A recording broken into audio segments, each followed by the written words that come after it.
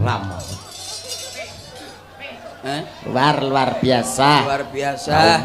Ra umum pokoke. Ayo sing ngarep ngadeg sing mburi lungguh. Kuali. Kleru ta? Sing ngarep lungguh, sing mburi ngadeg, lah sing ning mburi neh mulya. Ora sida ndelok jenenge pengen nonton ae. Kene angel aja omong-omongan. Penontone ora mung bangsane menungsa lho. Apa, Pak? Tikus bareng samono gedene. Tikus diengkulmu ki menungsa kowe iki. Menungsa gak do. Oh menungsa ta? Menungsa kabeh saenek-eneke sampai mulai bakul loli. Cuci karpet enek. Oh. Sembarang enek ning kene. Iki wonten desa Nganggo iki lho Dik Pinak, nganggo iki. Halo cek. Oh siap. Ngene kan aman. Ikune lah ngono, ikune tak biacok cengelmu tenan kok malah. Sabar to sabar, dadi wong sing sabar. Ora sabar-sabaran iki pokoke. Iki neng Jati Tengah, Dik, neng Selopuro. Selopuro. Iki dalam rangkane apa iki? Mbah. Iki piye ta iki ora paham blas lho. Nah awake dhewe Nalika semono kuwi nak terus lho. Ning tangga sakmene iki ning Jati Tengah acarane genah to.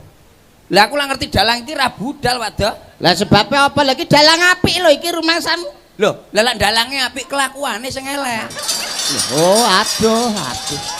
Kowe menjatuhkan harga diri ngono kuwi jenenge. Menjatuhkan harga diri kowe. Nyapa? Nama baik lho.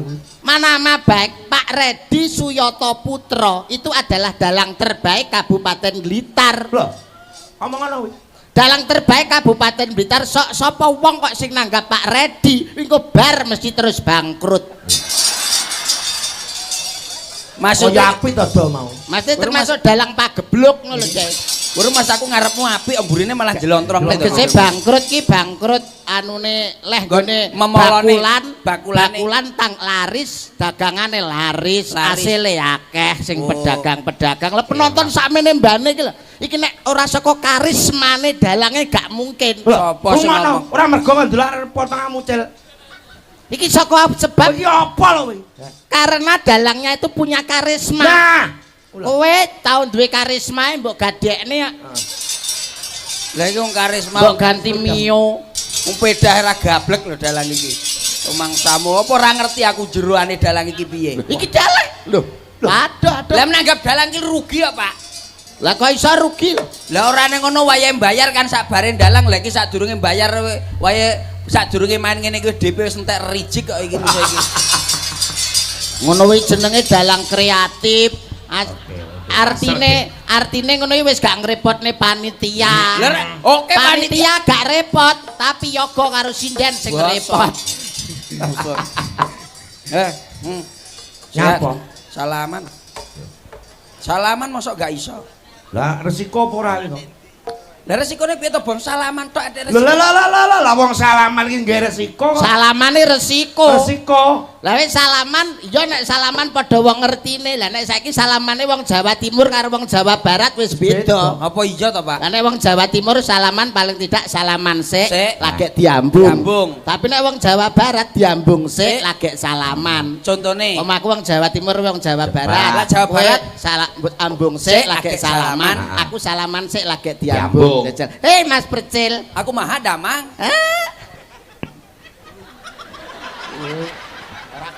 Adek Susi malah kok bakul dawet to, Pak Do? ora petuk, ora tekan. Lah iki endi wong endi iki apa? Iki ora jelas iki laire. Jarene Wong kuwi metu saka mbelik kok. sehat, Bos. Ya. Piye? Oh, berarti sesama.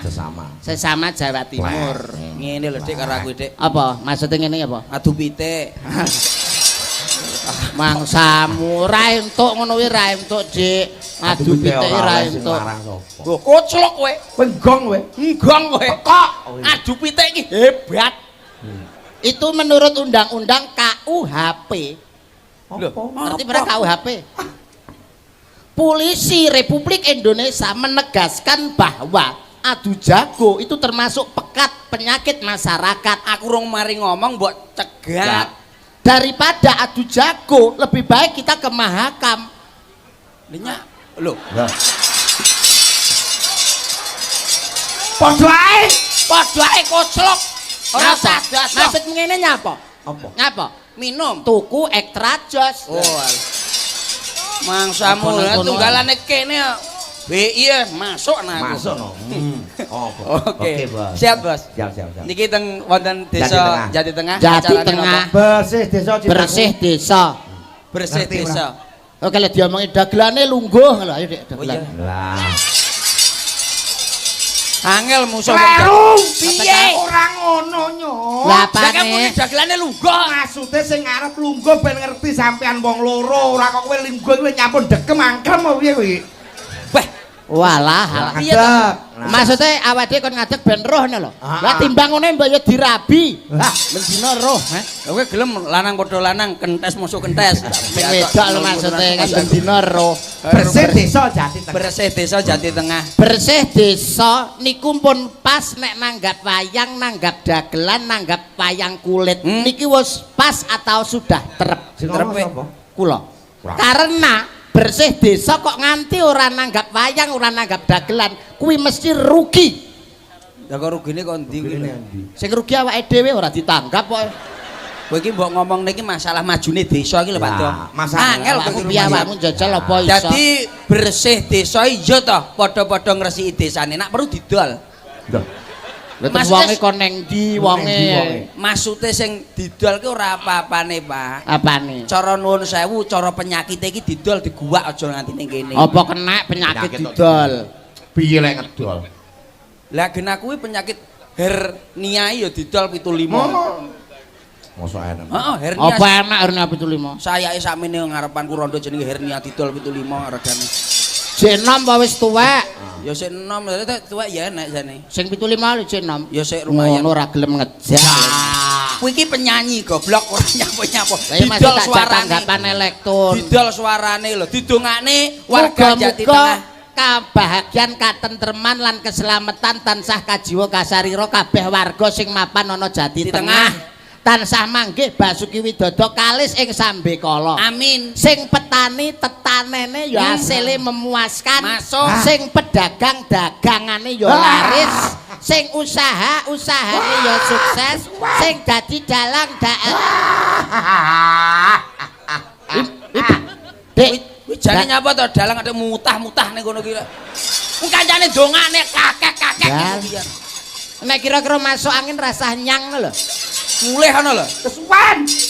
Dongane kok duwol. Lah jenenge donga kan ampreh apik. Ampreh apik. Alah wis penake wong Jawa bersih desa kabeh wargane masyarakate pamonge slamet ngono ae. Ya apa gelem Apa gelem. kabeh celuk selamat. Wong enek jenenge Bambang Joko ya enek kabeh selamat wong wedok Siti celuk selamat.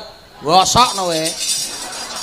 Apa gelem kabeh kon dadi slamet. Wong slamet utange akeh lho. Lah lek koyo nyucuk ra kedawan sing rungokne bingung ki telinga saiki kabeh wong pinter, telinganya tuh kedawan. Wis dongake wargane perangkat desane kabeh barokah ngono wis. Sik nun sewu.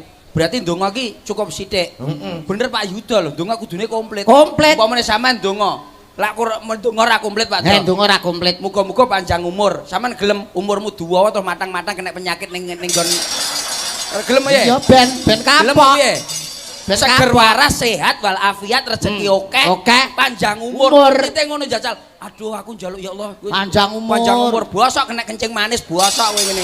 Gelem ya? Angel musuh Terus kon ngedusi apa-apa kon ngedusi. Bosok we. Apa golek purel ya ra iso. Lah kaya ngono. Ya purel ae, bolak-balik purel ae. Gak seneng aku purel ini gak seneng aku. Purel aku ora seneng aku. Lha nyapa to, Pak? Imbang purele luwung begenggek. Ngawur ngomong apa kowe ki rumangsaku kok Mas Ora dijak entuk nyanyi ngono. lho, Pak. Piye? Tapi ndonga ya nuwun sewu lho, Iya, Pak. pancen kadang-kadang sak wong donya ya enek salahe. Donga enek salahe. Aku gak setuju nek wong mati. Nuwun sewu kadang-kadang lak didongakne. Iya. Sampeyan aku nek mati moh didongakne. Lho piye kocok ya kowe iki jane? Muga-muga padang dalane jembara kubure. Aku moh. Lah kok iso? Biasanya nek wong mati ngene ta? Iya. Padang dalane Jembara jembara kubure. kubure. Nek aku gak muga-muga peteng dalane ciuta kubure. Lah kok iso ngono to? Masalahe nek awake dhewe mati jarak 3 langkah mesti diparani karo malaikat. Nek gak iso njawab kan digodho. Godho. Lah nek kuburane ciut kan angel. Berarti lak ciut angel godone. Angel Iku po. penake kowe kok diduduk terus Iya. dijukuk karo malaikat ora ditakoki langsung dipenung deyel bongko kowe. Bocah koclok iki Ya ya. piye lah nek cara mati piye nek kowe cara mati ben aman. Mati aman gampang no. Piye ya? Gampang. Jolok ae nuwun sewu biasa sok-sok lak morine awake dhewe. Mori ora usah nggih mori Pak Do. Lah nyapa? Ben ra bosok nggih kresek. Dadi ketorone anyar. Apa umum terus mati kok nganggo kresek iki lho. Plastik iki lho. Apa jare? Lah enek apa ora? Ora enek. Lah ngerti ra enek nyapa mbok pikir kok goblok men kowe iki. Gua ngerti ora enek kok. Maksudnya ben aman nih lho awakmu piye nek caraku solusiku kuwi nek solusimu piye? Lho, ya nuwun sewu lak umpamane awake dhewe iki uripmu ki apa nuwun sewu agamamu apa? Ya, umpamane aku Islam. Islam. Kowe Ya ndonga salat 5 wektu sing kusuk nuwun sewu Maghrib, Isya, Asar, subuh dhuwur kabeh kudune dilakoni. Alah kusukmu ya sik kusuk aku to kowe. Lho, piye Kowe subuh lho pirang rakaat? Omong. Loro no. Ah, kalah karo aku subuhe 8 kok.